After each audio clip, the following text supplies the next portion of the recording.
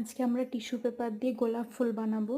প্রথমে আগে একটা গ্লাস বা কোনো কিছু গোল টাইপের রাউন্ড হলেই হবে, মাপ করে নিতে হবে।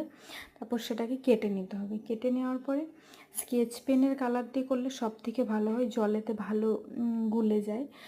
তাই জলেতে দিয়ে ভালো করে চুবিয়ে দিতে হবে। তারপর একটা সুন্দর কালার চলে আসবে। তোমরা তোমাদের পছন্দ মতো কালার দিতে পারো, তোমরা তোমাদের কালার দিতে পারো। আর আমার মনে হয়েছে যে এই কালারটা সুন্দর আছে।